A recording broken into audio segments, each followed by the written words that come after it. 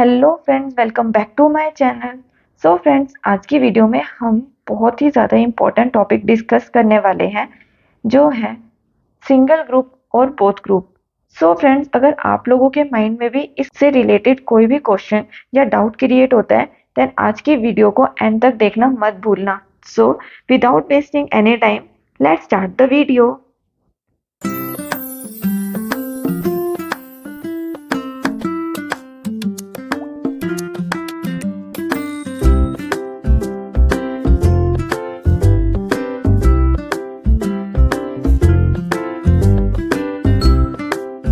So friends, CMA exam जो है वो 3 लेवल में कंडक्ट होते हैं। एक होता है हमारे पास फाउंडेशन, देन उसके बाद होता है हमारे पास इंटर एंड लास्ट होता है हमारे पास final.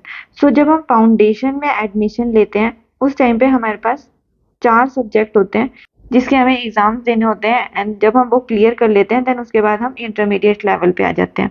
But intermediate and final level पे क्या होता है, हमारे पास 8 सब्जेक्ट्स होते हैं।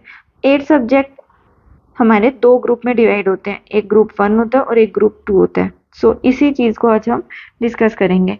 सो फ्रेंड्स, अगर हम इंटर लेवल में एडमिशन लेते हैं या फाउंडेशन से इंटर लेवल में आते हैं, देन उस टाइम पे हमारे पास ग्रुप 1 एंड ग्रुप 2 होता है।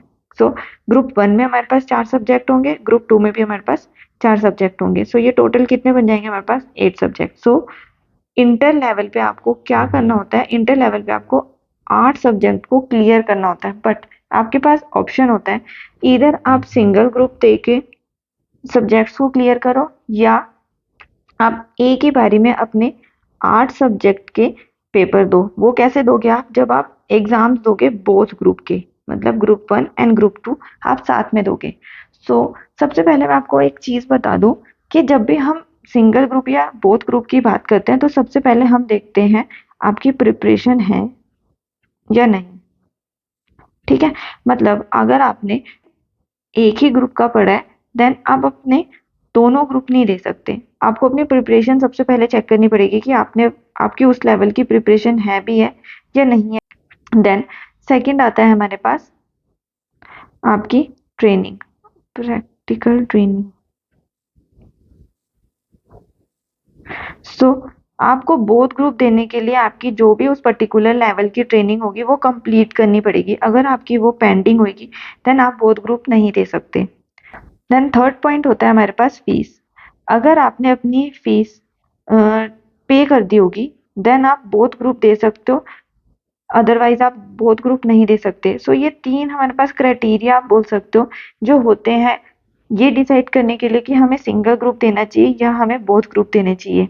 सो फ्रेंड्स, अगर हम इसके एडवांटेजेस या बेनिफिट्स की बात करें तो जो बोथ ग्रुप होता है उसमें आपका पास होने का चांसेस थोड़ा ज़्यादा होता है, क्योंकि यहाँ पे क्या होता है, लेट सपोज अगर आप सिंगल ग्रुप दे रहे हो, सो अगर आपने ग्रुप 1 दिया तो आपको पास होने के लिए कितने मार्क्स चाहिए होंगे?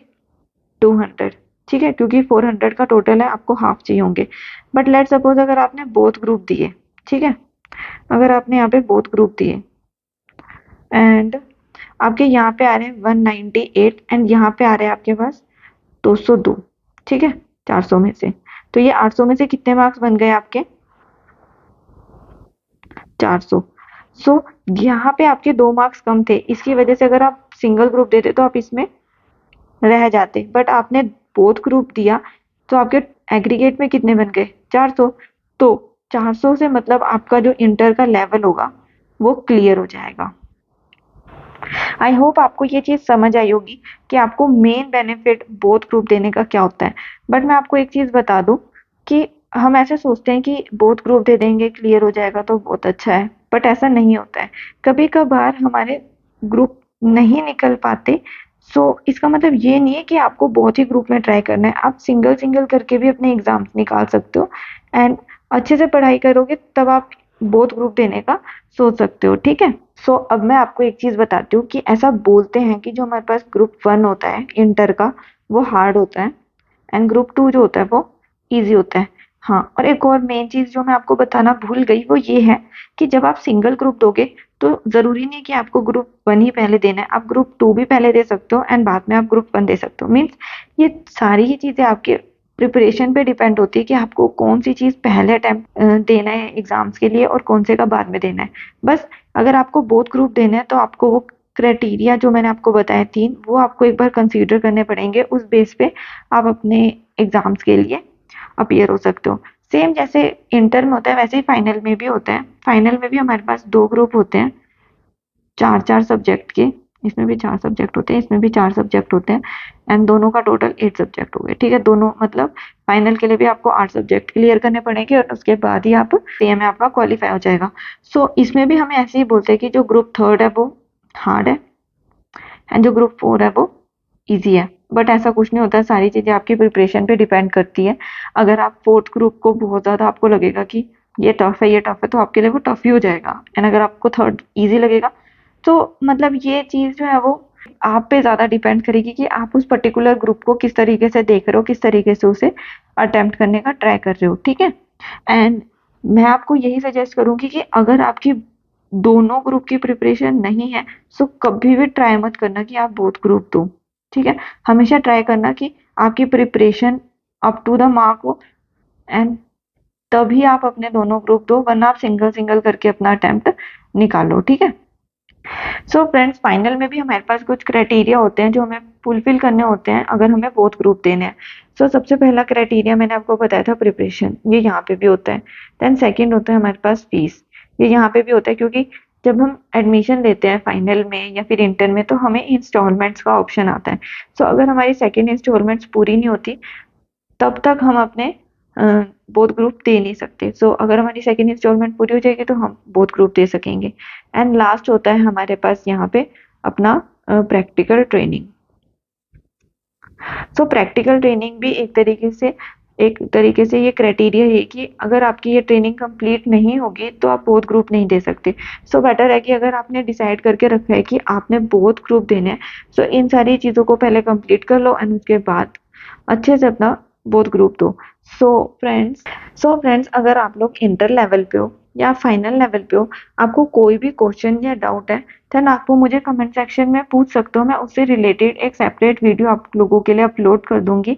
एंड फ्रेंड्स, अब एग्जाम्स आने वाले हैं। अब आई होप आप लोगों ने अपनी रिवीजन स्टार्ट कर दी होगी, बट अगर अभी तक आपने अपनी रिवीजन स्टार्ट नहीं करी है सो प्लीज़ प्लीज़ अपनी रिवीजन स्टार्ट कर दो, क्योंकि अब जो टाइम होगा वो बहुत ज़्यादा इम्पोर्टेंट होगा। अगर अभी आपने रिवीजन स्टार्ट नहीं करी देन बाद में आपको बहुत ज़्यादा प्रॉब्लम होगी अपना सिलेबस कवर करने में या रिवाइज करने में। सो बेटर कि आप एक सही टाइम से अपनी रिवीजन स्टार्ट कर दो। एंड अगर आपको रिवीजन करने में या फिर आपको स्ट्रेटेजी प्रिपेयर करने में कोई भी इशू आ रहा है, इधर वो इंटर के स्टूडेंट को आ रहा है या फिर फाइनल के स्टूडेंट को आ रहा है, आप मुझे कमेंट सेक्शन में बता सकते हो। मैं उससे रिलेटेड एक सेपरेट वीडियो आप लोगों के लिए अपलोड करूंगी एंड आप उस वीडियो को देख के अपनी स्ट्रेटेजी को फॉलो करना एंड एग्जाम्स देना। क्योंकि फ्रेंड्स, मैं आपको एक बार बता दूं कि अगर आपके अटेम्प्ट्स लगते हैं देन आपकी इम्पोर्टेंस हम बोलते हैं कि कम नहीं होती, बट मैं सच बताऊं तो कम हो जाती है। क्योंकि हर जगह पे जहाँ पे भी हम कोई भी प्रोफेशनल एग्जाम को क्वालिफाई कर रहे हैं, वहाँ पे क्या पूछते हैं, फर्स्ट अटेम्प्ट सेकंड अटेम्प्ट, ये क्यों पूछते हैं? ये इसीलिए पूछते हैं क्योंकि उन्होंने भी अपना अपना एक क्राइटेरिया बनाया हुआ है। सो बेटर है कि आप फर्स्ट अटेम्प्ट में अपनी सारी चीज़ों को क्लियर करो, है ना? और कोई भी चीज़ लेट ना हो ऐसा ट्राई करो। सो अगर आपको ये वीडियो अच्छी लगी होगी देन लाइक शेयर कमेंट करना मत भूलना and subscribe my channel for more updates.